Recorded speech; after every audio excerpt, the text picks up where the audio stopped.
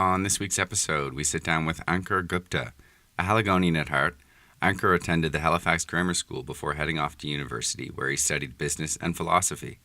During his final 2 years, Ankur became heavily involved with the technology community, serving on boards and running different initiatives that continue to this day.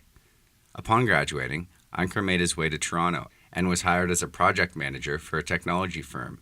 And although Ankur was finding success, he wanted something he could call his own. When the opportunity to come back to the East Coast and work alongside his family arose, he jumped at the chance. Present day, Ankur is now partly responsible for the rebrand and growth of their business Scanway, and he has many exciting plans for his business in the works. Listen in as we go through it all. I was the same old me, with the same old blues. I was the same old me, with the same old blues. I was the same old me, with the same old blues. All right, we're back for another episode of Brand New View. I'm once again joined by my co-host, Ben Brammer. How you doing, Ben? Doing well, thank you. Doing well. Glad to hear it. We are joined by Ankur Gupta. How you doing, Ankur? I'm doing great, guys. How are you? I'm well. Yeah, very happy to have you. Thanks for very coming much on. for having me. We've been off the pod for a couple weeks now, so glad to get back on. Yeah, definitely. And, It's been a while. Yeah. Mm. Ben was just in Tampa Bay for a bachelor party, and he's feeling great. He's in Jumping. recovery mode. Mm-hmm. Jumping into pools. Right? Jumping in over, who knows? Few cannonballs. He's got a few bruises that he won't tell us about. Anyways, so Ankur, you're from Halifax. Grew up in what area did you grow up in? Yeah, I grew up in the Clayton Park area. My parents actually immigrated from India when I was just a little baby, so I wasn't born here, but pretty well born. Pretty well say born and raised because I was 6 months old when they moved to India. But yeah, I grew up in Clayton Park and actually still live there at my parents' home. Nice one. Yeah. So you had the old commute into grammar. I did, yeah. The old man works in the hospitality industry, so he's working at the Sheraton at the time, and then at the Westin for the rest of sort of my career at the grammar school. But yeah, we would commute down from Clayton Park every day, about 25 minutes in the morning, and it was great experience at the grammar school. Obviously very fortunate to have had parents who were in a position, financially, that were able to send us to that kind of a school, and forever grateful for that opportunity. But it was a great experience. It was quite a small school. I graduated with 32 people in my graduating class, so very intimate.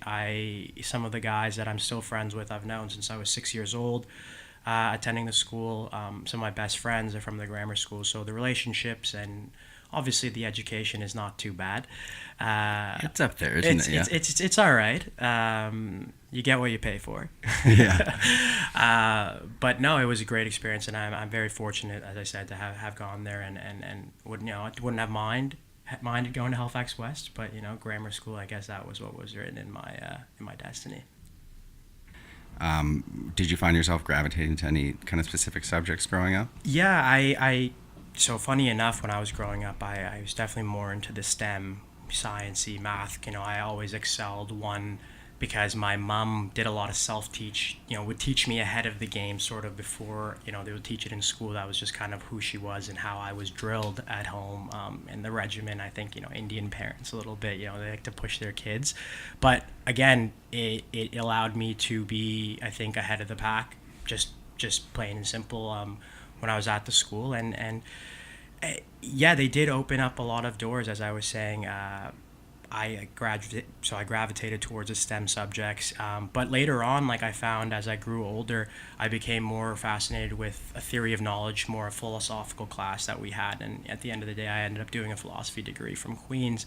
So it was funny, I think, how my interest throughout the 11 years that I was at the grammar school really molded and changed, I think, due to those different experiences and having the ability to, for example, get involved with the computer lab at the grammar school and learn more about tech and computers and become more savvy in that area, which also kind of propelled certain interests for me later on in my career. And all around, I think I may have started one way, but the way I finished up, at the end of it was definitely not the same. And I think that's a testament to the fact that you have the ability to try all these things and really figure out, okay, if I like this thing, do I actually like it all the way through, or do I want to try something new? Mm-hmm. Yeah. And it's great to have that attitude, that to feel like you can do that, because for me personally, you talked about being pigeonholed. I kind of felt going to university and career-wise, I had to go down a specific path, and if I didn't like it or if I messed up, that was the be-all end-all. Like, it was a worry that if I didn't like that, where am I going to go? It's nice to have that flexibility where you're like, well, I didn't like this, but there was that other thing that I tried, in grade 11 or grade 12, maybe I can get into that. For sure. And I mean, for me, again, going back to the Indian parents, they wanted, me to be a doctor. And so I was, for a while, pigeonholed by, I think, the ideas that my parents had. And there was nothing wrong with it. It just, frankly, I wasn't interested in the field. Like, I think that I could have put the head down and done the work and gotten the grades and gone to med school?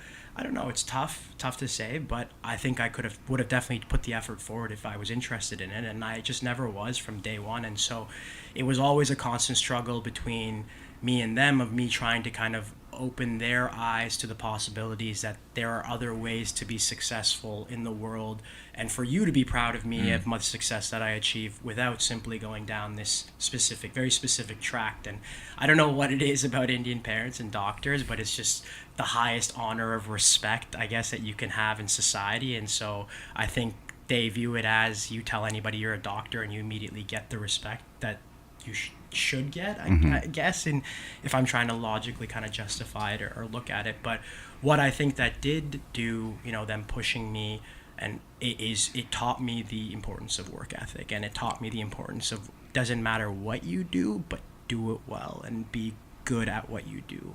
And so that lesson has, I think, from day one been instilled into me, and I still carry that with me in whatever I do. I always want to, doing a good job is something that, like, is intimately close to who I am as an individual. And no matter whether that be something as simple as, just sitting here and recording this podcast, like, I want to do a good job on the podcast. And I do thank my parents for, I think, instilling the right values, maybe potentially a little bit the wrong way, in a sense. And so that was also an interesting lesson, I think, growing up for me, being an immigrant, but really being a first gen, growing up here, going to school in a completely different environment than they did. I think there was always that disconnect between us, of that social prowess and understanding what it's like to go to school in North America versus what it's like to go to school in India, and the levels of competition that obviously exist amongst 1 billion people versus 35 million people, and all that stuff. Those nuances, I think they simply lack due to the fact that they didn't grow up here in this environment. And I now, in my old age, I look back and reflect on issues that we would have between each other, and I find it hard to place any sort of blame on them, because it's not their fault. It's purely a situation of environment and where they grew up, and the values that were instilled in them by their parents, as opposed to the values that they tried to instill in us in a completely different country. It just didn't necessarily work 100%, and so definitely caused some issues at the end of the day growing up. But I think what it allowed is for me to figure things out even more for myself, and so I became very independent from a very early age, and really created my own identity and did things my own way. And I think, if you talk to anybody who knows me well, or has spent time with me or has worked with me, they'll all agree that I have my own creative style, whether it be in the clothes that I wear or how I talk, or what I do. It's very specific to me, and that's always been of importance. As I said, is I can't do something if I'm not 150% on board with it. I need to understand it, I need to love it, or else my best work doesn't come out. And I think that's what I've learned throughout the years as well. And again, something from the grammar school is just science and bio and chem and everything that just wasn't for me. And I wish I had learned the lesson in high school, because I continued into university at Queen's. I was in a chemistry degree, and was on that track to become a doctor, but it really took me going away, being entirely isolated on my own, to realize this isn't for me. and that's when I took that big 180. That was a big 180 turn for me, is abandoning the degree, completely switching career paths, and then kind of making something of that.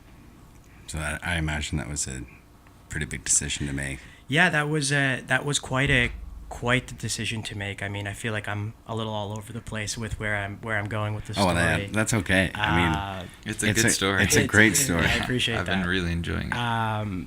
But yeah, I as I said, so attended grammar school, then went to Queens, and when I was there, I was starting a chemistry degree, and funny enough, I had actually done first year at Dal because my mom wanted me to stay home another year just to be close to her, and so I made that kind of sacrifice to stay home, and then go in second year. But what that also resulted in is everyone had made these friendships and these communities and these circles. So I came in and I had my best friend, who's still one of my close friends from the grammar school, who had reserved me this spot in a house of 5 other guys and basically vouched for me that this is a great guy, like, you should let him in. And I obviously owe him a lot for letting me do that. But that entire second year at Queens, it felt that I was simply latching on to everyone else's friendships, and I didn't actually have any friends or relationships of my own. And so I felt very isolated. It was the first time I had been on my own for that significant period of time.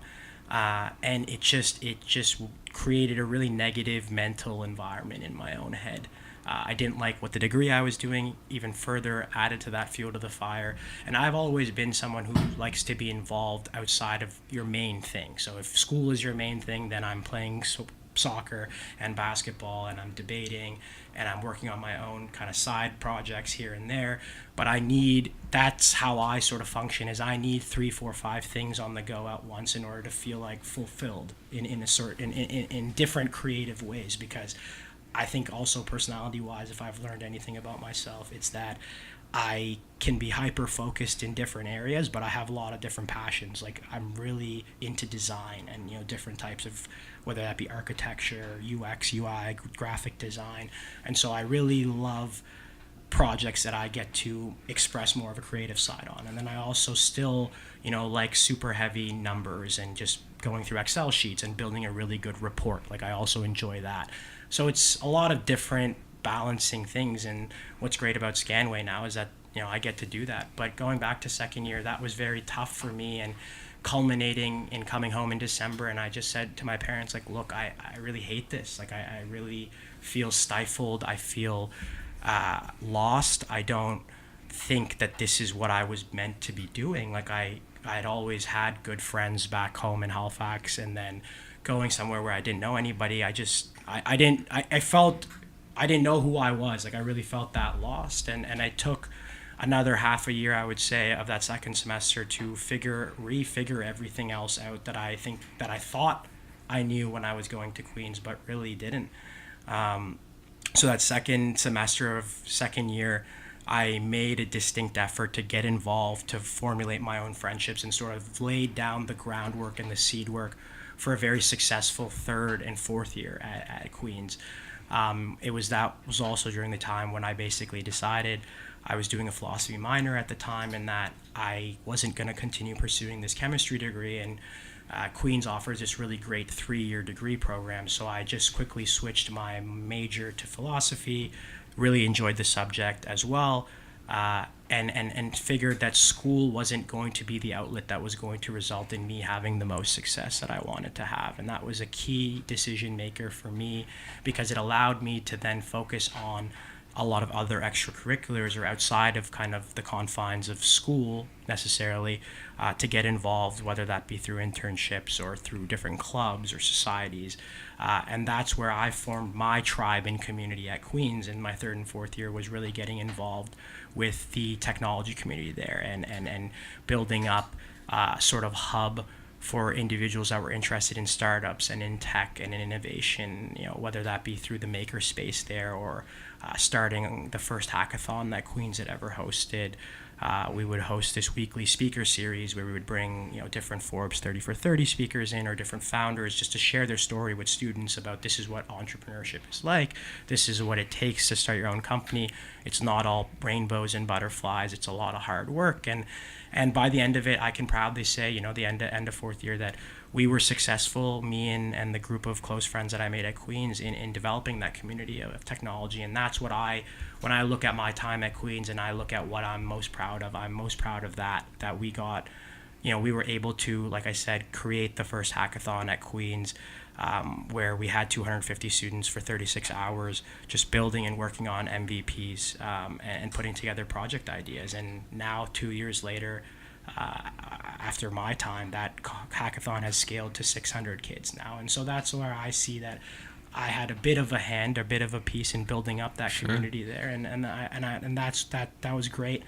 And then philosophy was awesome as well, because for me, the reason why this subject is so interesting is, I'm not sure if you guys have studied it at all or taken any philosophy classes, Not really. But the way you sort of form your arguments is you present your argument, then you present why your argument doesn't make sense, and then you present again why, despite you're against your argument still stands. And I really see that as like a logical way of just arguing or presenting arguments in general, is give me both sides and tell me why you're still right. And I like that ideation and that the way that thinking caused me to sort of formulate my thoughts and the arguments that I would make, and how I just presented myself, I think, elevated because of the subject of philosophy. And it definitely improved my writing skills, like tremendously improved my writing skills than what I used to have before. And so ultimately, while second year was quite tough and had to go through a lot of turmoil, both mentally and personally, it all worked out in the end of the day. And I'm glad that I don't think I'm a courageous by any means, but I'm glad that I was bold enough to take the step to change the degree, where I think others may have just stuck with it when they were 2 years in, right? Mm-hmm. Yeah. Yeah, it's almost like that decision kind of unlocked your potential. I mean, you said you started the hackathon and a couple other initiatives.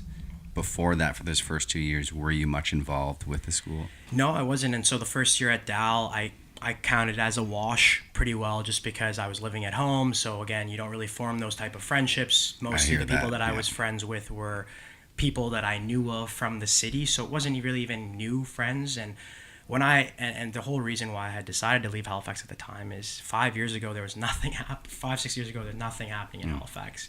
You couldn't even build a building taller than Citadel Hill 6 years ago.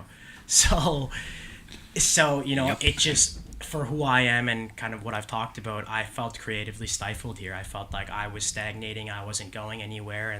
And especially after that first year at Dal, it kind of reconfirmed for me that, yes, leaving is the right decision. And I'm glad that I have built this into my roadmap. And then in that second year at Queen's, I tried the best I could, right? I had my roommates in the house, but funny enough, something that ended up happening is the best friend that I mentioned, his name's Jack. Him and I have this great friendship. We've been friends since we were in I've known him since grade 6. We've been good friends since grade 8. Best friends, as I say, like truly one of my best friends. But we were guys that never fought. And I never had any arguments, not one single one. And then I get to Queen's and suddenly we have all these problems, and we're living together, and we were so amped to go to school together again and to live together, and we were having these these issues and these fights. And turns out it was because of one of the other individuals in the house was sort of whispering lots of stuff in everyone's ear, and it wasn't true. And it was sad because it almost brought our friendship to the brink of no return. But Jeez. Luckily we were able to turn around. So that stress even more in second year.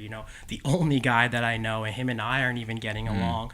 I'm not having the easiest time forming friends. I don't like what I'm doing in school. I'm not really involved in too much else outside of school because nobody knows you. Nobody wants to take a chance on you. Nobody really wants to work with you. When you don't have those relationships, those opportunities don't just naturally come across your table the way they do when you have people you're talking to, and then comes up naturally in conversation, right? Mm-hmm. Just like this podcast, same sort of thing. So it was really tough, guys. It was truly, I would say, the lowest point of my life to that point, and I had never felt that kind of struggle or animosity towards myself as to what are you doing? Why have you put yourself in this situation? Because at the end of the day, I didn't really have anybody else to blame. I made the decision to go to Queen's. I made the decision to stay back an extra year instead of going first year as I should have in hindsight.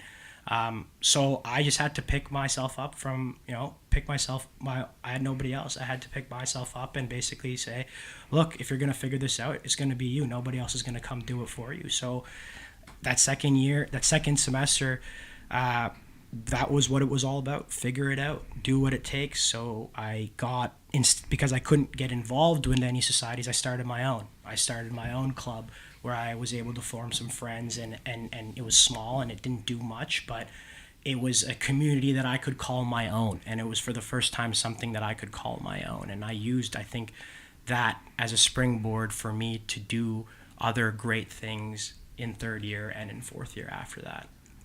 Awesome. Yeah, I love hearing it. It's a really good story. I kind of have a similar one, but I moved here to come to Dal. Right. I went to UPI for the first year, and I didn't get the opportunity to live at res or kind of immerse myself into that society right away, right? So it's difficult to kind of sit back and then assess your situation and be like, okay, how am I going to make this work? Totally. And it was tough times, but honestly, that's what builds character. And maybe hadn't I gone through that, I don't know where I would be right now, and I don't know the situation that I would be. I do feel that time in my life caused me to really take a deep, hard look at who I was and what I was and where I was going, not just in terms of career, but in terms of personality traits and what I was becoming. And, I found that when I looked in the mirror, there were a lot of things I didn't like about what I was personally doing, and I kind of came to the conclusion at the end of the day that if I shifted my attitude just a little bit, that it could result in something quite different.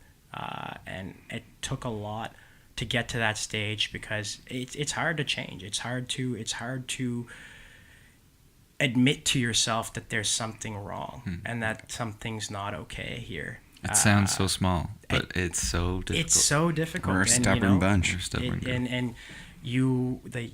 We're amazing creatures as human beings in our resiliency and our adaptability, but it's crazy how we will convince ourselves not to do the better thing for us, even though we may know that inside that that's the best thing to do. And so it was tough, but glad that it happened, and honestly, I think I'm better for it at the end of the day. I love it. Yeah. Awesome. So you ended up with a philosophy degree coming out of Queens? Yes. So I did the 3-year philosophy program, and I took a few business courses as well through the Smith Business School, just because that was, again, something that I was interested in, and your marketing fundamentals and that sort of stuff. But yeah, took the philosophy degree, didn't really have to specialize in anything because it was a 3-year degree, didn't write a thesis. But I think the other bigger realization that I was mentioning from the second year was just realizing that school, the setting of school and learning in that environment wasn't one that I felt that I would continue on with, through a graduate degree or, professional degree of any sense, or, a grad program or anything like that. So it really allowed me to divert my focus away from, not getting the best grades. Like, I don't need to get the 4.0, but I still did all right in school. And it was a means to an end. Exactly. That's the best way to put it. And so I got, at the end of it, felt happy that I did go through it and everything, and went through those right channels, because what I think, and I was having a conversation with a friend about this, is a lot of people, I think, criticize school or the education system, and it gets a bad rep. Like, for example, I've seen the meme, the taxes, that, why do we not teach the taxes in school? And then it's like, oh, mitochondria, the powerhouse of the cell, or whatever, yeah. Right? Like, I'm sure you've seen that. And I think there's some truth to that, but I think it's a little false, in the sense that I think school is very important because it teaches you how to learn. And that's a skill that at the end of the day is transferable no matter what you do, where you go, what you're doing. You need to know how to learn, and you need to know how to learn to your specific ability, because not everybody learns the same way. Not everyone can pick up a book, read it, and then regurgitate the information. Like me, I hate that. I could never do that stuff. That's why I absolutely hated multiple choice tests, that kind of stuff. It was just because it wasn't applying the knowledge. It was simply regurgitating the knowledge, as I said. And so some people are really great at that, and I commend those people that are good at that, because for me, what school taught me is what I'm good at learning, and how I learn. And the best way I learn is practically. Like, I need to be in there, have my hands dirty, and really learn from doing, not from just sitting and reading about it and Yeah. trying to understand at a high level. Solving problems on the go. Exactly, You know, exactly. And then that's, and if you look at my sort of resume, my career, it's I highlight the practical things that I did much more than the school. School gets one line, and practical gets everything else. So like with the internships and with jobs and with the clubs and the hackathons and that type of stuff, it's just a more creative way, a practical way for me. And I think going back to what I was saying is that's what people need to, I think, take away from school is where do I learn best? What environment do I succeed in? And how do I find a way to make money by learning in that environment and growing in that environment? And I think if people take that approach to school rather than the content that you're getting out of it or what you're specifically coming out learning, I think that is the approach that should be taken towards specifically higher education as well. Like, again, going back to what we started with, is don't pigeonhole yourself. Don't go into university and say this is what I'm going to do and this is it, because I had absolutely no idea about tech until I got to Queen's. Like, I learned about the tech world and startups and all this, Airbnb and Facebooks and Google and all that kind of stuff. Like, I obviously knew about these companies, but I never took interest in them. But at Queen's, I just, something just clicked and I just loved it. Absolutely loved hearing about these stories about these guys that, like I use the example of Airbnb that comes in, destroys a multi-billion-dollar industry, and now everyone's on their heels trying to catch up to them. Look out, Mr. Hilton. He's coming for you. So yeah, it's great to go to, to have gone to two good schools, the grammar school and then Queen's, because I think, they've taught me what I felt I needed to learn. Yeah. Yeah, I think that's a good point. I always questioned that growing up with my parents. I was like, why do I need to learn this stuff? Like, some of this stuff means nothing to me. It's like, don't think of it as what you're learning. Think about it that you're learning. Exactly. How you're learning. Exactly. It's the process of that. I think one thing that always stuck with me is my mom would always say this is learning never goes to waste. So no matter what you're doing, like if you're reading something, an article or a book or anything, like it's never wasted time if you're picking up something, if you're learning about something new. And I think that's something.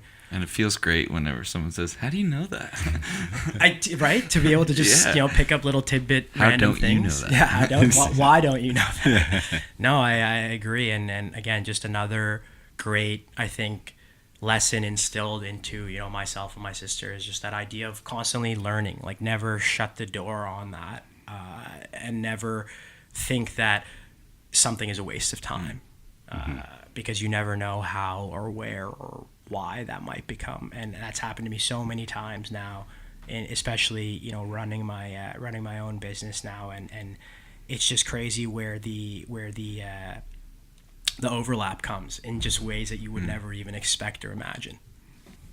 I was just going to say, I think you and I would both agree that little shift in attitude when you're speaking about school, right? Yeah. Like, it kind of makes it, like, school teaches you more than you think. Totally. With that attitude, that mindset.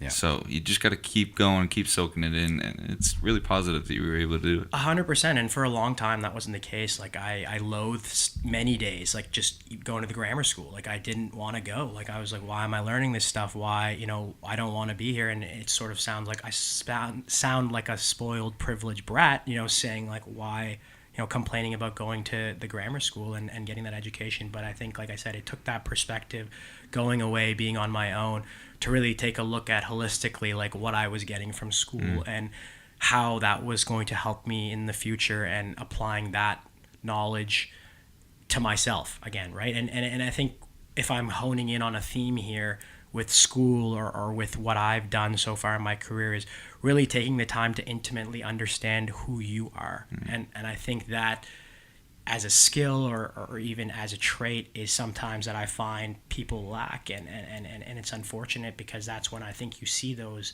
40-year-old midlife crises, when you haven't taken the time to really take a look at if what I'm doing is what I want to be doing, or if how I'm acting or the relationships that I'm forming are the right ones. And for me, something that I always consider is, are people perceiving me the way I want to be perceived, or am I coming off a completely different way? So the language that I use, the verbiage that I use, and thinking about those, I think, little smaller social indicators and nuances, as I was mentioning before, those are what I tried to really hone in on at university and learn about, like just learn about myself and learn who I am. And I like to think that I came out of it after the 4 years, having a good base understanding and being able to build on that in a meaningful way.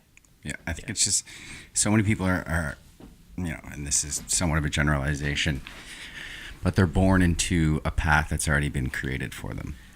And it's so important to question that, but it's difficult when sure. you don't know any better. But I mean, I know like tons of kids that or friends even, why are they in law school? Because my dad's a lawyer. Why are you in med school? Because my parents are doctors. And do you like it because you like it? That's what I'm saying. Like, do you want to be in med school, or is it just because your parents are doctors? Like, I mean, that's not a good enough reason for why you should pursue a profession or pursue a career path. Is just because someone's telling you to do that. Because ultimately, like we said, that's when you get that misalignment of intrinsic value that you want to have, and that extrinsic value, whatever it is that you're doing, provides you.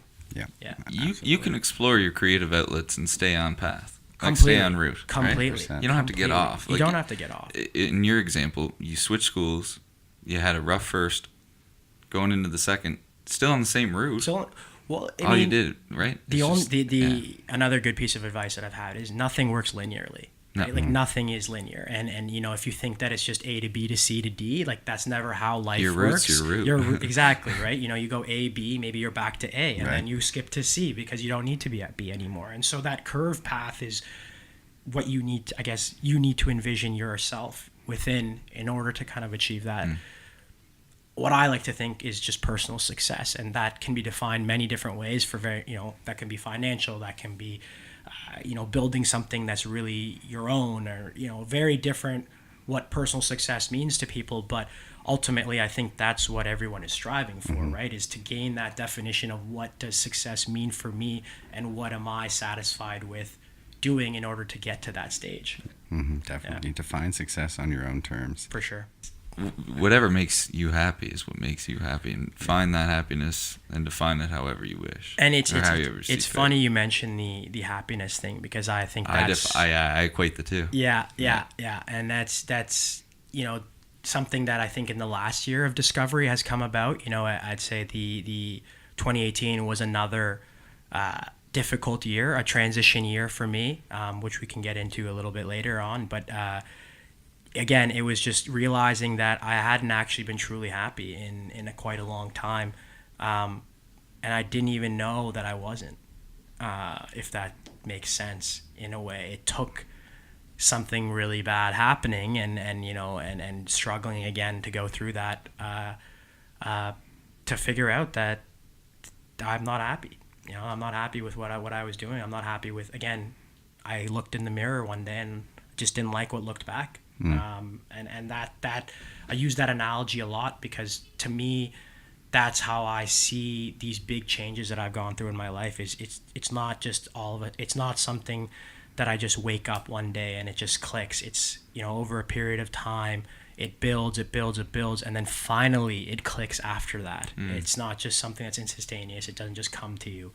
And that doesn't mean it always has to build either. No, it doesn't. You've probably taken steps back, as long as you're heading in that positive direction. As we said, no linear path to success at all. It's a curved road, and I love it. As long as you stick to that, that's what I think that's what allows you to come out the best.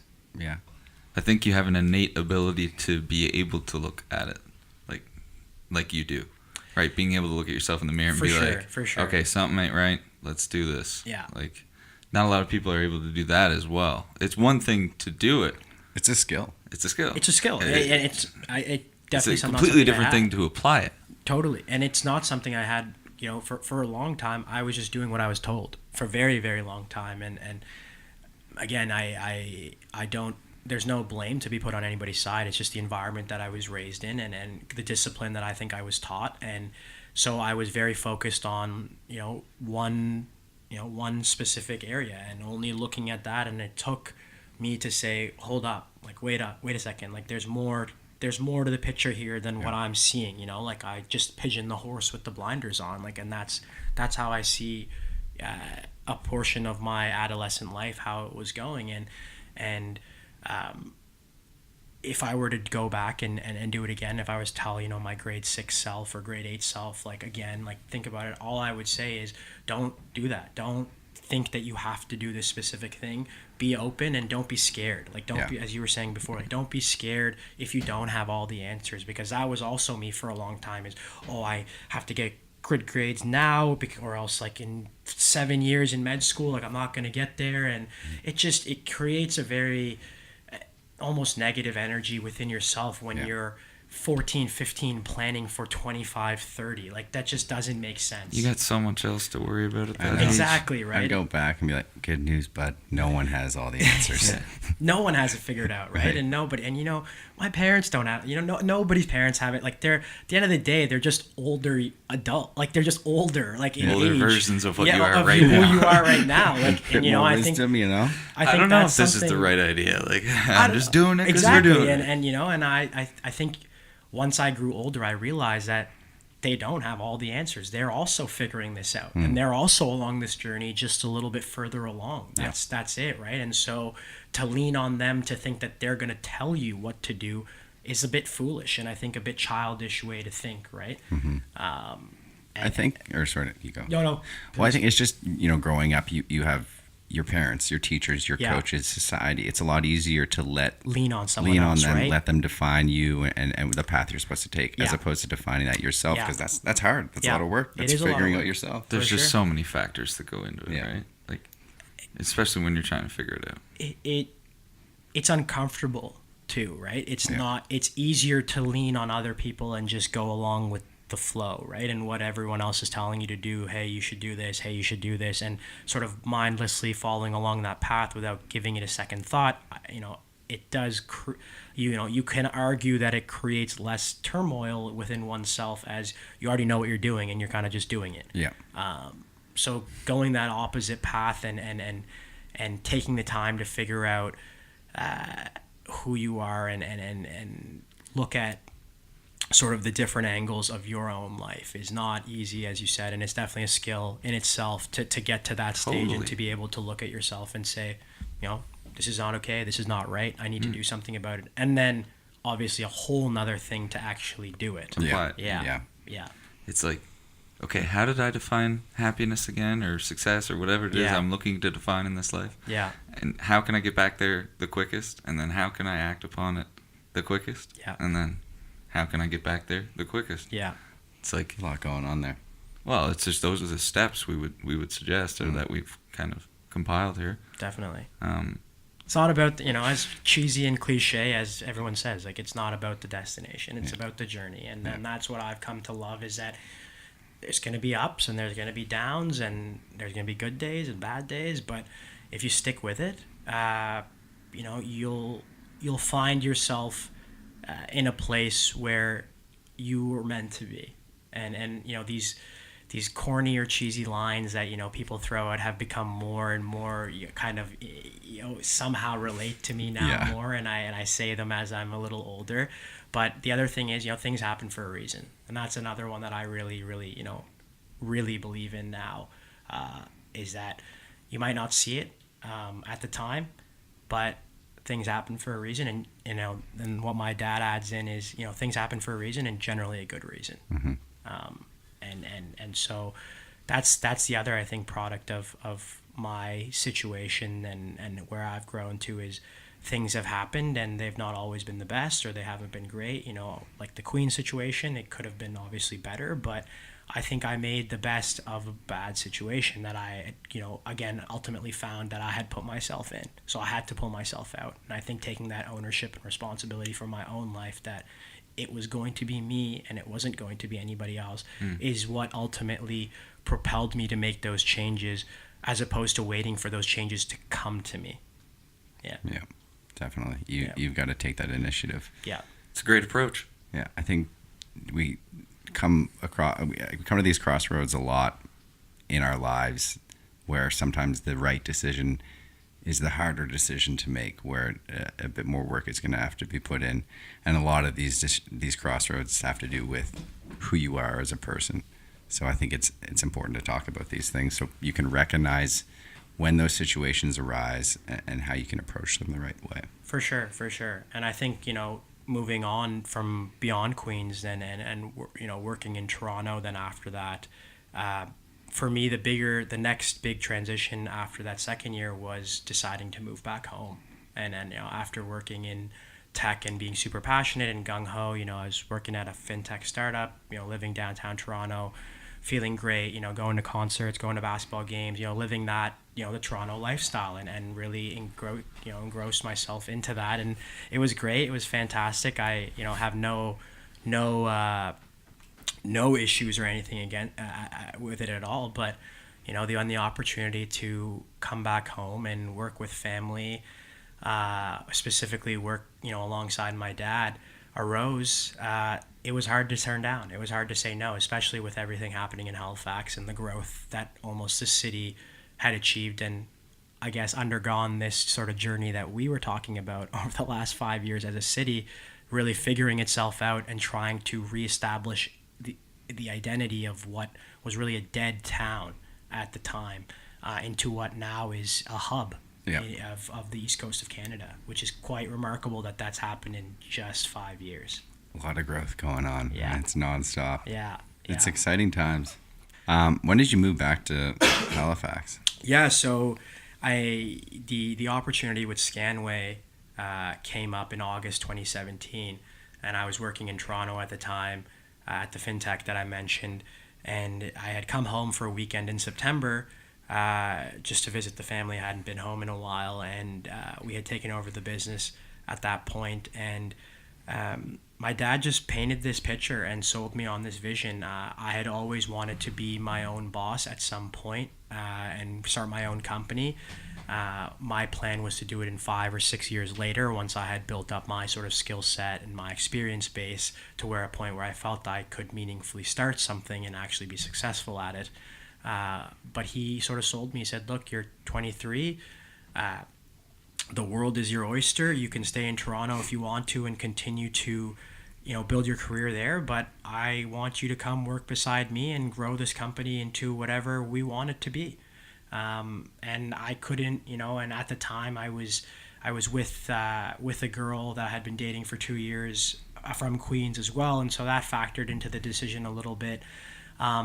It was tough, but at the end of the day, it was a gut call. Something was just telling me that I had to do this, that I had to move back home. And so November 2017 is when I came back and sort of dove into the business and really, did a complete 180 on my entire life, left the girl behind that I was with. We decided to do long distance at the time, which in hindsight was the wrong decision. I should have just broken up with her then. Hindsight's 2020. But anyways, that's in the past. So, left the girl that I was with for 2 years, who was my main support system after I had left home and at Queens, then moving back home, moving back in with my parents after living on my own, moving into a food and beverage industry versus a tech industry, and like how different the processes and systems are. It was just a complete change all across the board. And so for the first 6 months, it was just, I kind of just put my head down and tried to learn as much of this job as much as I could. But what that resulted in was me burning out like very quickly. One, because I don't think I was fully equipped for, again, all the changes that were coming. I didn't prepare myself mentally, and I took the wrong approach with the job of trying to dive in and learn it all at once and just pick it all up and then want to start to immediately grow the business as quickly as I possibly could. And that's just not how it works. And when we took over Scanway, obviously has a great reputation in Halifax. They were around for 35 years, family-run business before that as well. But the reputation had taken a bit of a dip in the last couple of years. So we were fighting a lot of the stigma of, are you still this old company or are you this new company? So the first 6 months, we just had to stabilize the business from a revenue standpoint and bring more, frankly, more dollars to the bottom and the top line. by creating the efficiencies in the operation. So we started off with 2 salaried staff. When we took over, we now have 11 salaried staff. So we built a very different structure for where we saw the company was going to go after the fact. So after burning out those 6 months, I had to actually just step away from the business and from work entirely, and I just took 3-4 months for myself to again refigure out, is this what I want to be doing? Like, why did I shift my career 180 after I had made this path at Queen's and I'd worked so hard to figure out this path? Like, why did I just give up on it? Like, what was that really caused me? Was it because I wanted to work with my dad? Was it because I wanted to run my own business? Was it because I cared about this business? Like, what was that reason? And I think that 3-4 month of discovery, what that led to is, one, I broke up with my ex because I felt that she was keeping me in limbo because she was still in Toronto. I was here in Halifax. We've been dating for 2.5 years. I have to think a little bit about the future and kind of what that holds for us. And so I felt like I was neither here or there. So I think that was one that was causing a lot of pain, a lot of mental anguish within me. 2, I was doing the business for the wrong reasons. I felt that I had come back as a favor to my family and to help them because they were in a time of need. And that wasn't the real reason why I came back. The reason why I came back was because I wanted to grow and build something for myself. And I think I lost track of that along the way because it was my parents' business at the time. And that's how we classified it. And so I was working for my parents and not really working for myself. And I think that distinction in my head caused me to sort of dissociate from it as being mine, as more being theirs, and me simply supporting and helping it. And so the attention that I gave it and the care that I did was very different than I think I would have if I took entire ownership and didn't have that disassociation. So breaking up, obviously tough, it was after 3 years we were together. We did a year of long distance. So that caused some, personal problems and stuff that I wanted to figure out. But furthermore, what that really led to is that realization that I came here to build something meaningful with my family and build it alongside them, not behind them, or not in my dad's shadow or my mom's shadow, but working right there beside them. And so as of 2019, I've completely obviously decided that this is what I'm going to do for my career for the next, however long that it takes. But what I think, again, what came about in 2018 and through that shift was that attitude, and realizing that my attitude was wrong from the get-go and from the beginning, and that I needed to shift my attitude from being such a negative one to being more positive, and just taking that approach holistically throughout everything that I did at Scanway or in my personal career. I think I came into the move from Toronto back to Halifax thinking it would be a temporary one, and that also kept me in limbo and didn't allow me to fully invest myself, as I was talking about before. If I want to produce my best work, I need to be 100% invested in it, and I wasn't. And so my work quality was down, the quality of my contribution was not there, and I didn't feel good about it. I felt I was letting my parents down, I felt I was letting the company down, I was letting myself down. And so 2018 I classify as a year of just figuring things out once again, and figuring and again, because it's a journey, and I guess I had thought and I had forgotten that I had not gotten, like, I didn't just reach a destination and that was it. I was still on this journey, and forgot that along the way, and had to remind myself, and again had to spend a lot of time working on things that I didn't like, and that had kind of come about over the last 3 years from that first journey or big discovery that had happened at Queen's.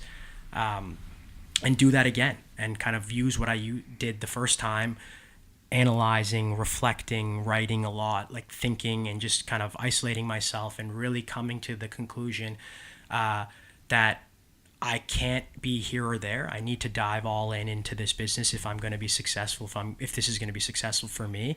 And 2, I had to shift my attitude from a negative to a positive one. And that's all that's come about. And frankly, like 2019 has been absolutely astounding, like amazing.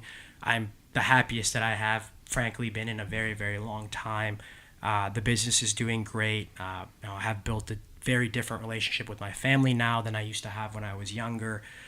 So all facets and things are sort of just clicking on their own. And I think that's a testament to when you take that time away and you figure things out and you know where it is that you want to be going, things will naturally work themselves out if you put yourself along that path. Absolutely. And that, even when we were talking about that first, journey that I went through, it was about putting myself on that path again. And that's kind of the approach that I always take is I fell off a little bit, but now I'm back. And did it suck? Yeah. Was it hard? Yeah.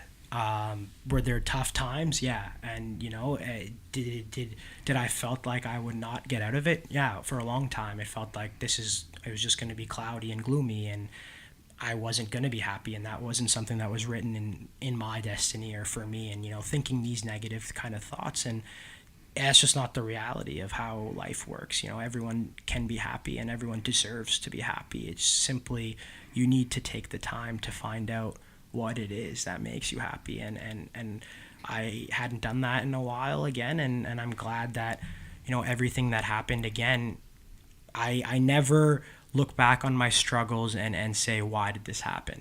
I always look back now and say, thank you. Thank you that this happened, because I wouldn't be on the path that I am now. I wouldn't have the mindset and the approach that I have now.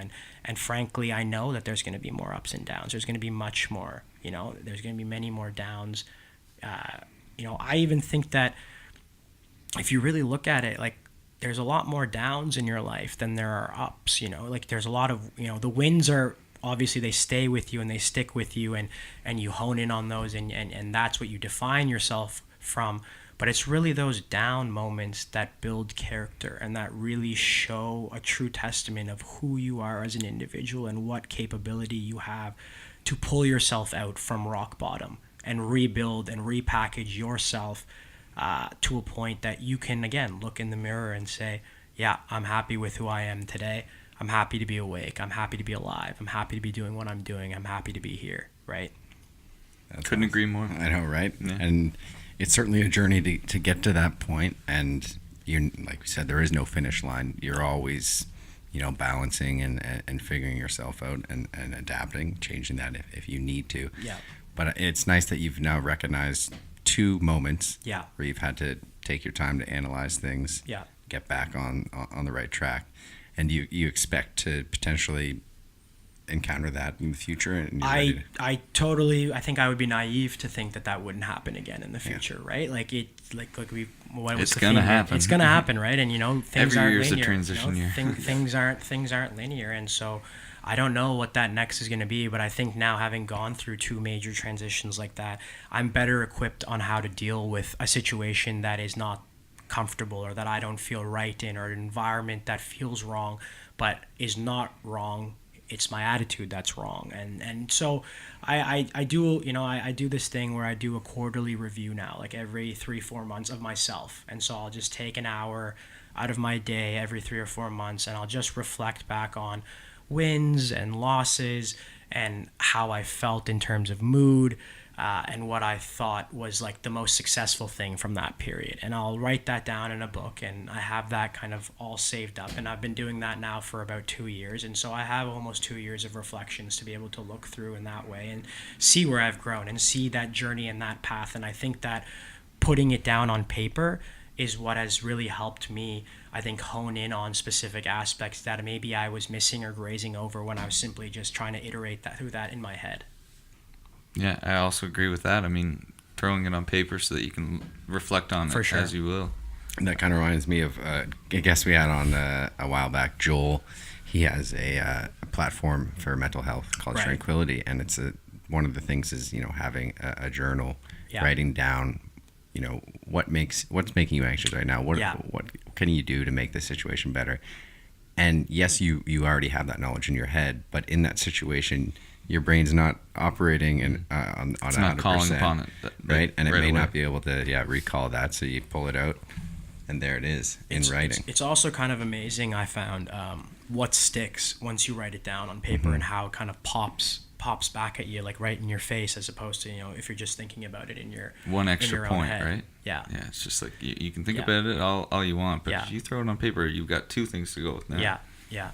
Write down your goals. That's what they say. Yeah. It's a great thing to do. Yeah. Honestly. So I Check mean, in the with last yourself. 5-6 years have been a lot of learning, a lot of growing, a lot of figuring shit out. You know, that, and I think when you're in your 20s, like, what else do you want to be doing? Like, that's ideally what you should be doing, right? Is figuring things out. Like, I see, you know, your 10 to 20 is your adolescence or youth years. Like, you should enjoy, you should have a good time. You know, do stupid stuff that you're not going to be able to do once you're an adult, you know, per se, and enjoy that journey of just growing up, basically. And then, you know, when I look at 20 to 30, I see that as this is the base for what the rest of your life is going to look like these next 10 years. So make sure that you take the time to learn, to grow, because as you grow older, as I was saying, you know, priorities change. You have to worry about family, your wife, your kids, a home, mortgage, car. You have less mental capacity to think about these things at that point in time. And that, for me, is another, I think, important realization, is mental capacity, and how opening yourself up and even taking the time away, like, as I said, like stepping away from the business as I had to, that opened up so much mental space for me to think about these things that I just wasn't thinking about before. And so take that time, 20 to 30, to where you have more mental capacity for yourself to learn these things and to grow and to work on these things, because you're ultimately building that foundation now for, you know, 30 to 40, 50 plus in, you know, the rest of your life, as I said. And if you don't, then you're gonna, I think, miss out on some key learnings and some key opportunities for you as an individual that you know, just naturally won't come up later on. Speaking of growth, with Scanway, you've, as you mentioned, you went from 2 salaried employees to 11. Yeah. So I imagine you've been doing some moving, maybe some shaking. A little bit of moving and shaking. We've been doing as much as we can. It's honestly all around, guys. It's been a great year and a half for the business. Again, just very grateful to be in a position that we are. So Scanway Catering was Scanway Catering and Pastry was the business that we took over, and it was a primary catering business in the Halifax area, started by Uni Simonson, just out of her kitchen. Shout out Uni. Shout out Uni, yeah, definitely. And then she passed it along to her son, who was more a restaurateur. He's a part owner in Legendary Hospitality and Stubborn Goat and Toho's and Dirty Nellies. So the brand had taken a bit of a dip just due to a lack of focus, I think, the last few years. People didn't really know what Scanway was anymore. They were sort of doing any type of catering, as opposed to they had been known as the high-end caterers in the city previously, and that really great pastry, cake, wedding cakes, that type of stuff. So they had really just lost their identity, I think, as to what these guys were. So when we took over, we said, we're not going to change anything. We're not going to change the name. We're not going to change the brand. We're not going to try to bring on more business. We're just going to try to clean up operationally all the inefficiencies that existed. So we completely scrapped almost the entire, like, I think now we have one person on the team that was there when we took over. So it's entirely new staff. So we brought in our own team, our own people that we trust. That was the main key thing that we had to do, is bring in the right chef, bring in the right general manager who, you know, will be able to execute at a high level, through the expectation that we have and that we've set, of course. And both our GM, Sarah, she's fantastic, and our chef, Sushi, also fantastic. But it was tough again at the start to find people, because one, the brand didn't have the reputation. People didn't necessarily want to work for the company. And talent is tough to find in the city, especially chef talent. It's a very fickle market. And catering, just the nature of, you know, I think it's important to put out there, is very different business model than a restaurant. You know, in a restaurant, you'll see normally margins in the range of 4 to 8% on your profit. In catering, you can get margins of 20 to 30% because you can draw more efficiency from mass production as opposed to producing food every single night. So what you can afford to pay a restaurant chef is very different than what you can afford to pay a catering chef, because while the profit margin is larger, the top line is usually always less. on catering. So what we had to do was basically find temporary people in order to be able to get to a point where we felt we could, this is someone we're going to rely on. And so chef sushi that I mentioned, he didn't come on until April of 2018. So we were working with a different chef at the time, and we had a few others. So it was a rotating door for the first 6 months. Like, people were in, people were out.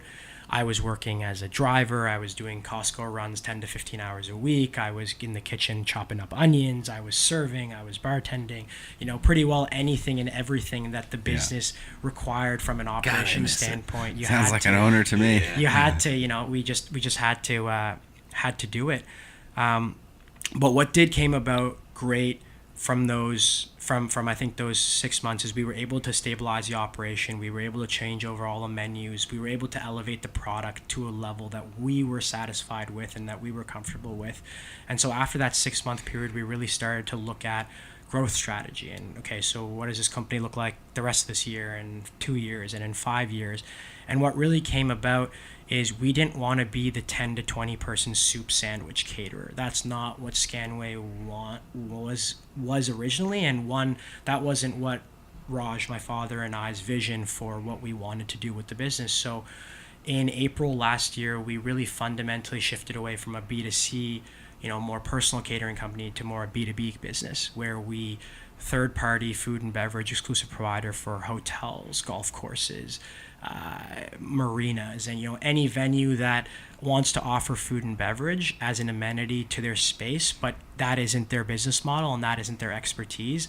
And it's very easy to lose money on food and beverage, like very, very easy to have inefficiencies on your labor and on your food cost, because your costs are 70% almost in the food and beverage business. So so bringing in someone who has the expertise, who understands the financials, who understands food costs, who brings the right team in place and can execute every single time at a high level, and then provides you, a 10 to 15% commission on food and beverage that you wouldn't even be able to make yourself, that becomes quite an appealing pitch for a hotel or anyone. So the first big contract that we were able to land was with Glen Arbor Golf Course last year, and that was really what spearheaded this.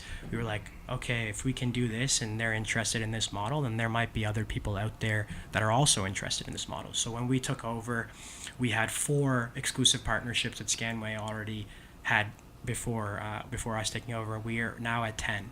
So a year and a half in, I think it's That's proven. impressive. Yeah, Very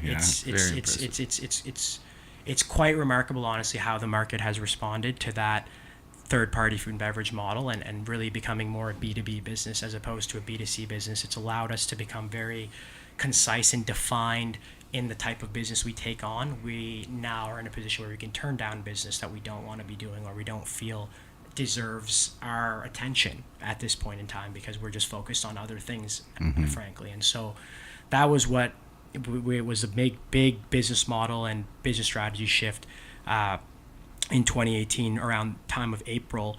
Then, given how busy we were in the summer, we decided to slow down on the growth and kind of just manage our contracts as we could. And Glen Arbor being a beast of its own and something we hadn't done, we wanted to make sure to nail it out of the park as well. So we didn't grow too much more across that summer.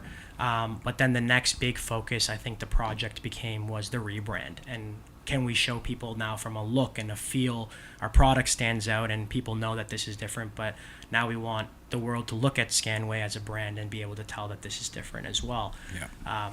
So that was the other big shift that happened in 2018. And then at the start of 2019, we launched our entire new brand. We dropped the catering and the pastry. I really try to refer to it as Scanway as much as I can.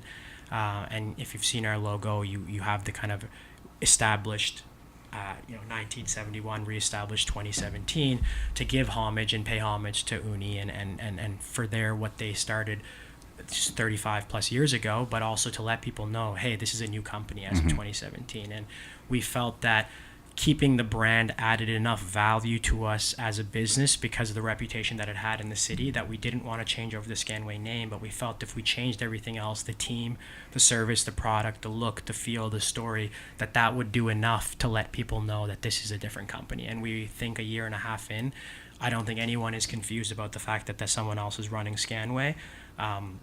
The response that we've gotten is truly it's humbling almost in a way, because it seems like people really, really do love the product that we're bringing to the table.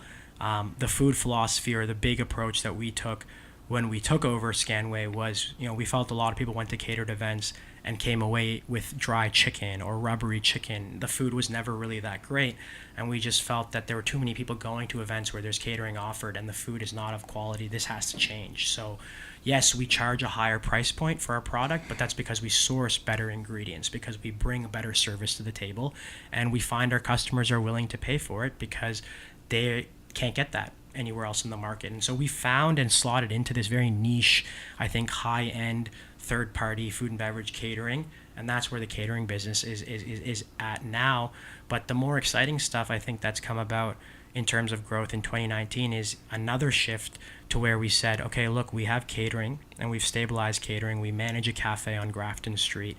Can we be more than just a catering business? Can we be a hospitality group? And that's really the focus where it has been in 2019 with the new contracts that we're going after. And so one contract that'll be announced, and I just can't speak about it yet because the deal hasn't been signed. Other than the paper being signed, everything is there. I'll just say it's an airport hotel, but that'll bring us.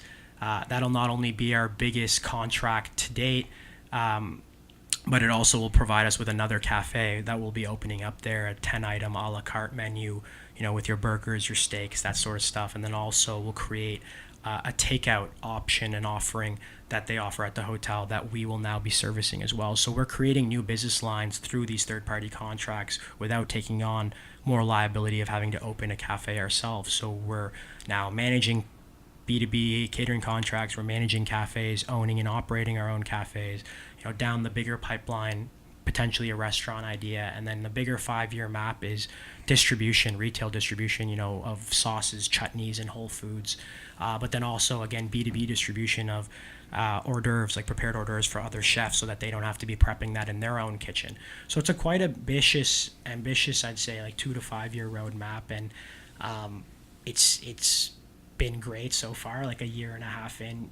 Everything that we've sort of strategized or worked towards has found itself to work out. And I was just having a conversation with someone today where I was saying is opportunities now are starting to come across my table and I don't even have to go looking for them. And that's what I take as a positive sign for that this company is headed in the right direction. And obviously from a revenue standpoint, we've doubled the revenue from when we took over, and so it's great. No, it's fantastic, and I'm really loving it because I feel I'm meaningfully growing something for myself and for my family, and that's what motivates me every day to go out and put out 160%. If I can, work 12 to 14 hours. As much as I can. I never complain now about work, like working hard or working long hours or working 80 hours or 100 hours. Like that's fine because it's for me and it's for my family, and I can see the growth, and I can see that this company has the upward potential of really going as far as we want to take it. Entirely depending on what we want to do. Like I would love to scale this company out of Halifax, right? And I would love to take a cafe concept that we launch and franchise that to Toronto, beyond there. And so I have very high ambition of what I want to do with this company, but it's taken a year and a half to be able for me to see that picture that I wasn't able to see a year ago. And I think that was a lot of the frustration that I had with the business, was I wasn't seeing that growth. I wasn't seeing that positive impact. I wasn't seeing the change. I wasn't seeing where this company was going. But, patience is a virtue and something that I don't possess. But a year later, things have drastically changed, and now I can see the rest of that picture. And something that my dad would always say is we need a year before we can do anything meaningful. We need a year, and he was right.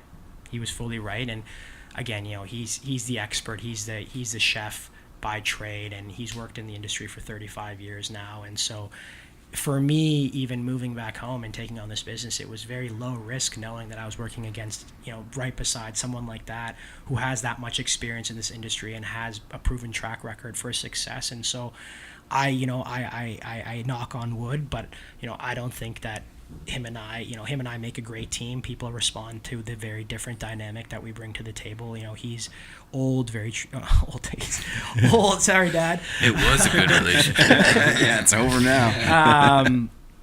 He's aged, Experienced. like a nice whiskey. Experienced. Yeah.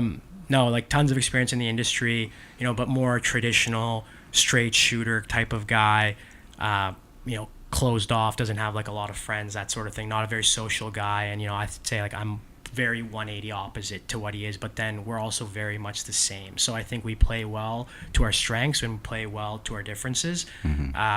And like I said, people have responded to it. People seem to like that dynamic when we go into meetings and we're making our pitches. I think it's very cool to hear the story of how it just all came to be and how it's grown so much so quickly. Yeah, and it's funny because it was never in the roadmap, right? Like I finished up at Queen's, and then, as I said, I was working in tech, working in Toronto. Had no inkling of coming back home, like at all. Like I never thought that I would be moving back to Halifax, especially a year out of school. So that didn't think I'd be working in food and beverage, so it just. It's really like funny just how things kind of work themselves out and have come, the opportunity with Scanway came about after 8 months of negotiating that deal. And then it just so happened at a time where I felt that it was the right, maybe if it had happened 6 months before it, I wouldn't have moved. And, so I just, timing and things falling into place, like it all really happened naturally on its own.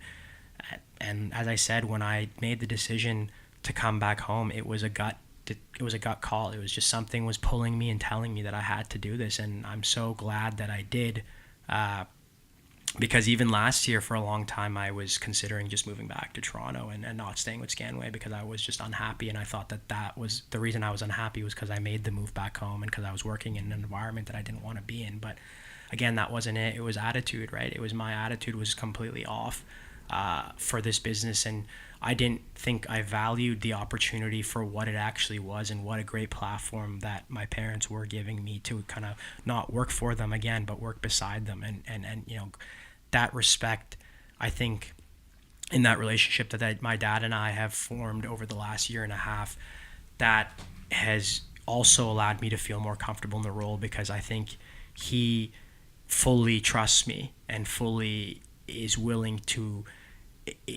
doesn't view me as a son when we're working on the business. He views me as a partner, and that was my vision for what I wanted when I came here. And I felt when I moved back, I wasn't getting that. I was more, I work for you. I work for you, and that's, if I was going to work for someone, I could stay in Toronto and work for someone. I didn't need to come home to work for you.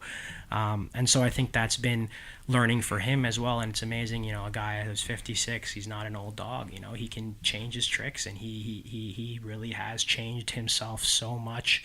And his attitude of how he approaches people and how he approaches me and the relationship that we have. And, just so proud of him for all the work that he's done, because it was a two-way street, and we had a lot of, family businesses. What I think people don't realize is the dynamic of the family part, that you have, this is your dad, and so there's that whole relationship, but then this is also your business partner. And so it's one thing to tell your son one thing, but it's another thing to tell your business partner another thing. And so it definitely muddies the waters a little bit. And so, because we're also very much similar in our personality type, we clash heads a lot. And, we've had tons and tons of arguments, but I think what has come about from that is the willingness from both sides to both change and also recognize that we can make the situation better if we both put the effort forward. And so, now we have a fight, 30 minutes later, it's done. It's never something that extends beyond that actual argument that happened, and that's the way that it should be. And the other thing is, I think we've both become more patient with each other and understanding that there's certain things that he's quite good at, and I shouldn't question that, and I should, stay in my lane, and he should stay in his lane, that I have a certain skill set that I bring to the table. And so we don't step on each other's toes as much. We have a much better working relationship a year and a half in. And again, it's all comes back to that idea of even at 56, you can learn and you can grow, and that you can change, and that you're not just, you don't have to be set in your ways ever at any point. And I never thought that I would have this kind of a relationship with my dad, where I no longer even see him as a father, but I see him as a friend, as a best, a close friend that I share secrets with, that I tell stories to, and that sort of stuff. because that's definitely not the relationship that I had growing up with my father. It was Mary, I'm your dad, you're my son, like that sort of a stick down kind of, that kind of, the way a father, the traditional father usually you kind of envision with their sons. So that's also, I think, another thing that makes me really happy and allows me to want to continue to stay here, is not just the fact that I'm growing this business with him, but that our relationship has become so much more than I ever thought it could be. And that to me is in itself like amazing. And, I obviously can't put a price on that. No, you can't, right? And you absolutely can't. And so, truly, if I had moved back again last year, I would have made a mistake and I would have regretted it for the rest of my life. And again, things happen for a reason. Like, we broke up. That was my breakup with my ex was really what fueled this whole, again, this journey that I went on once more. And I would thank her if she would talk to me, to tell her that, thank you for us going our separate ways, because honestly, I think we were holding each other back, right? And I felt like I was not in Toronto, I wasn't in Halifax, I wasn't working for Scanway, I didn't really feel I had a career or a job like that I could call my own. And again, it just went back to that thing, went back to second year at Queen's. I just felt very lost and alone, and created a very negative attitude in myself as a result of it. And so just a shift in mindset of, taking things one way versus another way, and really evaluating again, like, okay, the reason that I moved back here was, one, to grow something meaningfully beside my family, but was to also create maybe a different relationship with my family as well. And realizing that and looking at it from that angle has also created a lot of positivity in my own life. Definitely not. That's what a lot of us are looking for. Yeah. And shout out Raj, by the way. Seriously, shout out Raj. Where do you think you learned all this?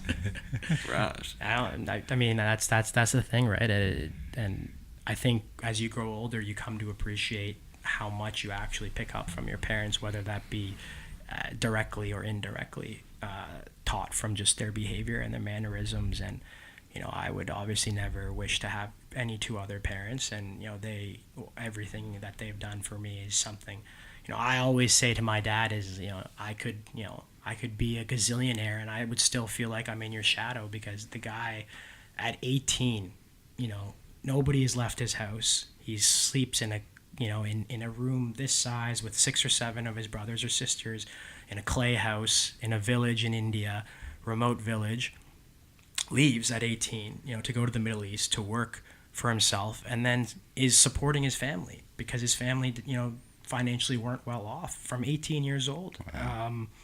And then worked in 11 different countries. After that, Australia, China, the Middle East, the U.S., different places in Canada.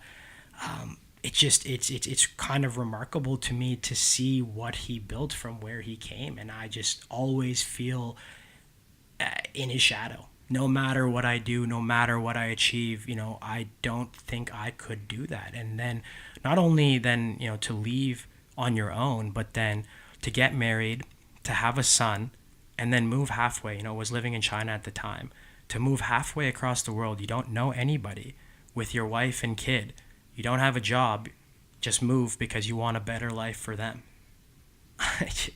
I don't know, that blows my mind. Like, that just absolutely blows my mind. And, that makes 3 of us. Yeah. That kind of courage. That kind of courage, right? And that bravery, and not even, and the bigger thing is not even for yourself. You're doing it for somebody else. You're not, it's one thing to be brave for yourself. It's another thing to be brave for somebody entirely else, right? And that's why I have such admiration and respect for him, is because he's really devoted his entire life to building something for our family and meaningfully providing for us, whether that be putting us through private school or, helping, fortunately never had student loans, right? I worked and I paid for my own, housing and all that. And then my parents paid for my education. And that was sort of the deal that we worked out as being fair. But it's just, so many students these days are in debt, or they don't have the opportunity to go to college, or they don't have the opportunity to go to private school, or they don't even have the opportunity to grow up in North America, right? It's just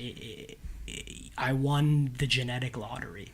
Like as you know, not even sorry, I don't even know if a genetic lottery is the right word, but I just won the birthright lottery. Honestly, that's all I kind of always tell myself is could have been born to any set of parents who just wanted to stay in India for the rest of their life, right? And didn't want to leave there. And so, it's I guess it was meant to be. It was meant to be, and that's what was written in the stars. And I'm a big believer in that as well, that destiny definitely plays a role in your life. And if you sort of work in favor of the world will work in favor of you. And I just use my dad as a definition for that he's always worked his ass off for other people, not himself. And he's been rewarded for it highly. His son's rewarding him right now. Exactly, right? Look at that. So it kind of seems like doesn't seem like it. I think I know. Both of you are growing and kind of learning at the same rate now. Totally. Not maybe rate isn't the right word, but he's probably learning as much from you as you are from him, kind of deal, right? I think so, right? I think that, especially because you said you grew up such a different way. Totally. That now he's kind of looking himself in the mirror. Totally, and I think that was also a big push for him to want to bring me back, because I think he felt that the relationship we had maybe growing up wasn't the best, like in that the father-son dynamic that we had was more could have been better, right? There's other ways to do this. Right, like not exactly, to say that exactly that doesn't dawn on any parent, I don't think. I don't there think is they one do. way to do it. And I think it took me leaving, right? Like ultimately, like that perspective shift, and like, okay, he's out of the home now, and like to kind of reflect back on the times that we had, for him to kind of come to that conclusion, I think himself, and say, look, I want to build a better relationship with you. And that was a big motivation for, I think, him wanting me to come back as well. And I think I would be remiss if I didn't give him that. If I didn't give him that opportunity to truly show me whether we can have a different relationship or not. And he's proven himself, and he's held up his side of the bargain, and now it's time for me to kind of and that's why I have all these ambitious plans with this company, because for me it's not just about growing this for myself, it's about growing it for him as well. And the type of guy he is, like, while obviously the whole story I told you seems like he's someone who takes a lot of risk, once he kind of settled into Halifax and sort of built those goals of, I need to send my kids to private school and I need to do this and that, he sort of became more risk averse. And I think with his skill set and where he's at, he could have easily started his own business many, many years ago, and he had attempted to at one point when he was transitioning through jobs. But again, those other priorities of, I need to make sure I'm making this much money, came into play. So he put aside his own ego, he put aside his own pride to maybe start something of his own, and just worked the steady job that guaranteed him the pay, that guaranteed him being able to give his family that better life. And so I feel that burden now on my shoulders, that I need to grow and go off with this business as much as I can, because I want to build him up, and I want him to have something that when people look at his legacy and say, Raj Gupta, this amazing chef in Halifax, I want them to look at Scanway and say, wow, like this was what he did, and this is what his legacy is. And that's my motivation for why, can we do this? Can we do this? Can we do this? Like, I don't, it's not for me, it's for us, and it's for mostly driven for him, right? Mm-hmm. And I think the success that I get associated with that, great. Like, I'm happy to take that, and happy to drive the boat, in the sense, if that means that he gets that reputation and he gets that value and he gets that recognition that I fully 150% think that he deserves. That's awesome. Yeah. It's beautiful, like I said. Absolutely. And it's so cool. It's just, history's repeating itself. He's obviously a very empathetic person. He can, put himself out there and take that risk for others. Yeah. And now it was what's kind of driving you. Driving me, right? And again, it's funny what you pick up directly or indirectly from your parents, but again, just something that I think instilled in me, that you work hard for your family, mm-hmm. and you work hard for others, and you don't just do it for yourself. And I would never, that would never be my, I didn't come here for the glory, I didn't come here for the fame, I didn't come here to call myself an entrepreneur. Like, I hate that. I that's not why, that's not my motivation. It's to work directly beside my father and to see what we can do together. And I really truly feel in my heart that the sky's the limit. Like, so as much as we want, as far as we want to go with this, we can go as far as we want, as long as, we support each other and we have that relationship and that trust in each other. I really don't think there's anything that can stop us. That kind of tackles our future question, doesn't I it? know, right? It's perfect. I'm excited, very excited to see I'm where. very excited to see where it heads. Thank you. You just trying to mimic me? You just trying to mimic me? Unbelievable. Yeah, I think what you have going on now with Scanway, great idea. Obviously, switching from B2C to business, much larger scale, and excited to see what's going on with the airport pretty soon. Let's see what's going on there. Yeah, I hope that's announced in the next week or so. But it should be up. But it's an exciting, super excited about that contract. Yeah, awesome. That'll be fun. That'll be a fun announcement. All right, I think we got. Well, I mean, you got it all covered there. That was awesome. Yeah. I hope so, man. And I appreciate you guys having me on the show. This was awesome. And if I leave one thing, I hope that people can take away that really, if you're down or if you're out or you feel like the cards are against you or the world is working against you, like it's not that's not the case. It's not the world working against you. It's you working against yourself. So take that time to yourself in the mirror. Look in the mirror, right? Look in the mirror. Take that time to analyze where you are and where you're going, and don't ever stop that. Yep. Yeah. And sometimes it takes an attitude change, and that's not easy, but important to recognize it. For sure. Definitely. Well, It's once best part again, of life. Ankur, thanks for joining us. Thank you for having me, guys. That was awesome learning about your story and learning about the new and improved Scanway, in my opinion. And sorry, I don't want to. It's a legacy company. I don't want to. You don't want to trash touch Step that on one. anyone's Halifax toes, right? legacy company. But yeah, Ben, did you want to add anything before we get out of here? Like you said, I think it's been said. I really appreciate you coming on. Obviously, your story kind of speaks for itself. I mean, it's amazing. The relationship you have with your dad, of course, learning about that just now, and then hearing how Scanway has improved over the years to. Yeah. Well, not over the years, particularly with you, just the short while, the year and a half, 2 years, but it's really cool to hear about the journey. Awesome. No, thank you again, guys, both for having me. This was awesome. And more than and our listeners, sorry, one more thing. We're not done yet. We're not done yet. I don't know Can't if forget about the listeners. yeah, and the listeners, I don't know if you can hear it in Ankur's voice, but there's a lot of enthusiasm, and that's infectious. So Okay. thanks for stopping by. I'm gonna go for a run now. I'm going to look myself in the mirror. You kidding? Oh my! All right, we're gonna end her there. For Brand New View, I'm Mark Boudreau. I'm Ben Bramer. See you next week, folks. Same old me. I was the same old me with the same old blues, with the same old blues, with the same old blues. I was the same old